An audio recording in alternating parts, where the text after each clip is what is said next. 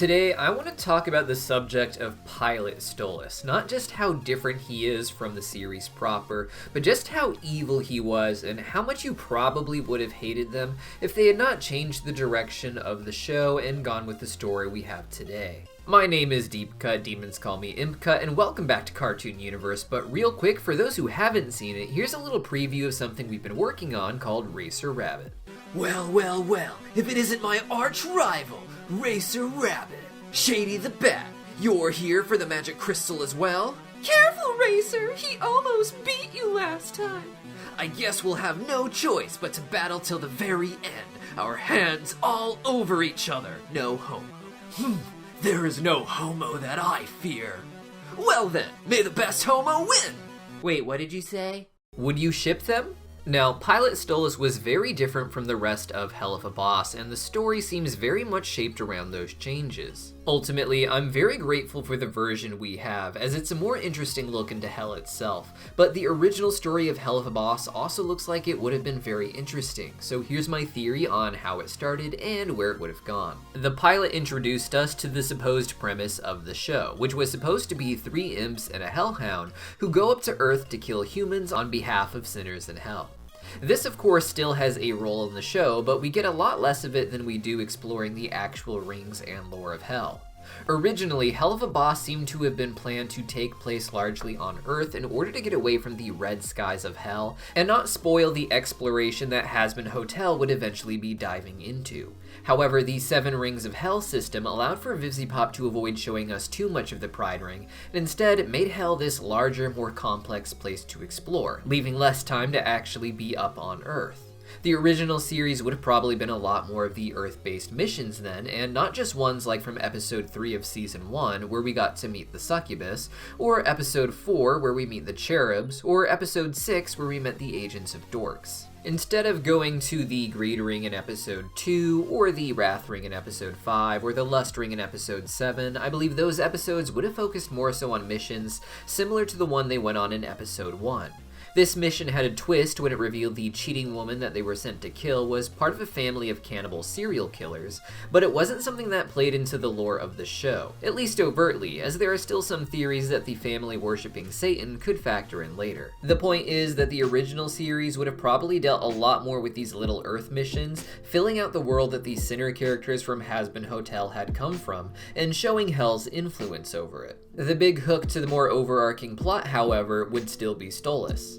In the series proper, Stolas is an endearing and more soft figure who had genuine feelings for Blitz and just wants to be happy with someone that he thinks could be happy with him.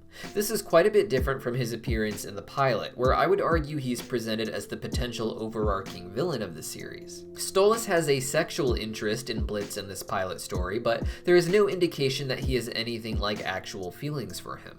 Instead, this version of Stolas started the gag of Stolas being very loudly sexually interested in Blitz, but that's faded quite a bit over time. Without the endearing voice change or the clear romantic interest from the series proper, the pilot version of Stolas comes off as more serious, using his sexuality more so as a threat against Blitz. Blitz isn't presented, like in the most recent episode, as someone trying to do his best to please Stolas, but he's actually trying to avoid having to talk to Stolas at all costs, even making Luna eat his cell phone. This is after Stolas first asked Blitz to kill someone on Earth for him.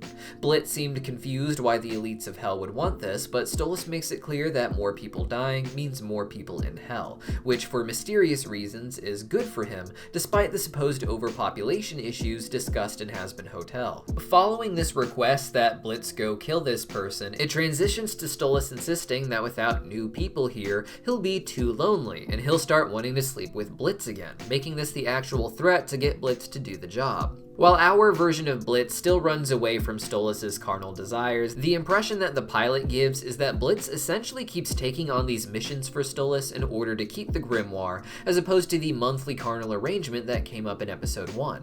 I think that was what marked the definitive shift from Stolas being more evil and violent to being good-natured and romantic, not wanting to use Blitz in order to advance his agenda on Earth, but in order to get closer to him. In the original, sleeping with Blitz isn't required, Stolas just wants the right people dead, and then anything sexual that does happen is essentially a bonus for him. Now, Stolas in the pilot already seems to be sending Blitz on missions to kill people who seem to have important roles to play in history, if not for Hell interfering, such as someone who was going to convince people global warming is something to be taken seriously.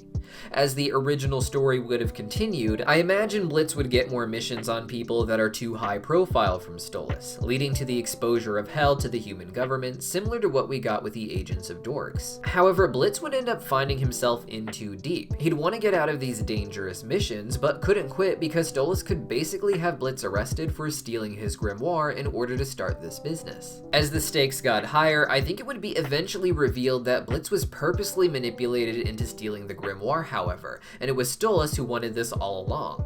Instead of it being a big meeting of Stolas and Blitz after not seeing each other since their childhood, I think Blitz would have legitimately tried to seduce the pilot Stolas in order to steal the grimoire, not realizing that was Stolas' actual plan. Pilot Stolas would have just played the role of being seduced, getting to enjoy the actual thrill of sleeping with Blitz, but also making sure that Blitz got away with his grimoire, and making it look like that Blitz had actually stolen it instead of Stolas just giving it away. This would put Blitz under Stolas' control, with Blitz being convinced he had made the choice entirely of his own free will, and had actually committed the crime here. Stolas would end up getting two things he wanted: Blitz to sleep with him, but also a little soldier to manipulate things on Earth. Stolas is a character who, according to Paimon, was meant to use the Earth stars to understand their hidden meanings in order to help Hell understand the future.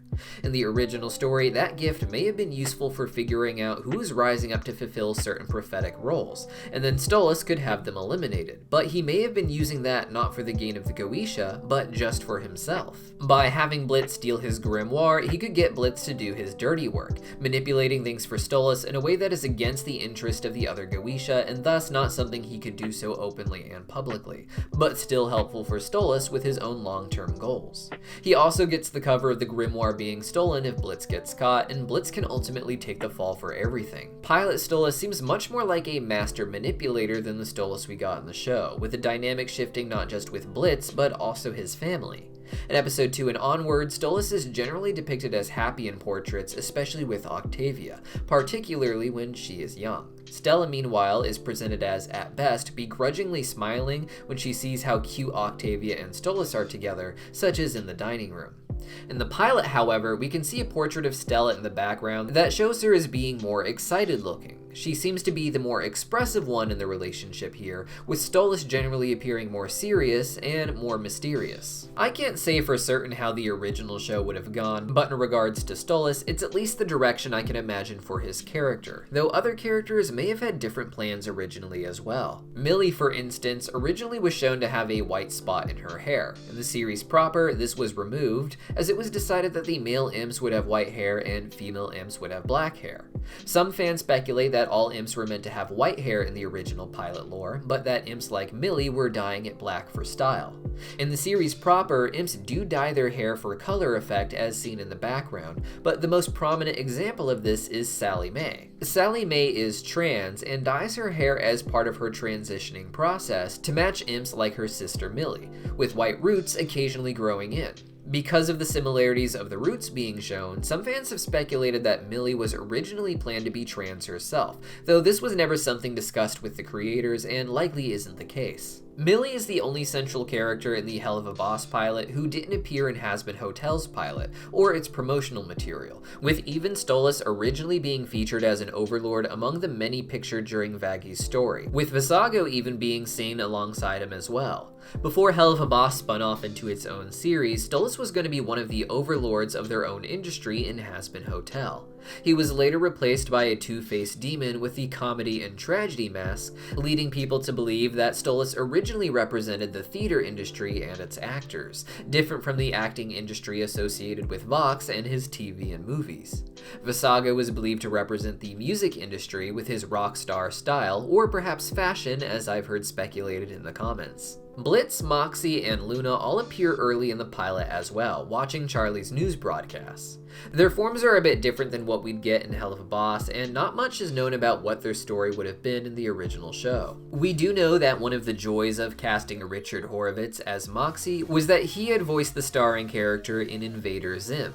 Moxie and Blitz were, from what I understand, meant to have a similar dynamic to Zim from Invader Zim and the aliens known as the Tallest who ruled over Zim and his people. Blitz even looks like these aliens from Invader Zim in terms of how much taller and elongated he is over Moxie, but the dynamic in the pilot itself is not exactly a parallel.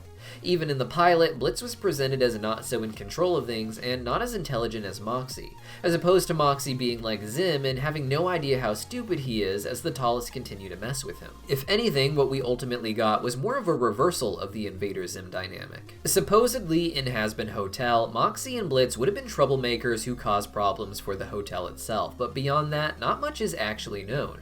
But what do you guys think? And how do you feel about having such a front row seat to the development process of an animated project like this, which has always been very public? I'm thinking about making a video about that next, but let me know your thoughts in the comments down below, and I'll see you next time.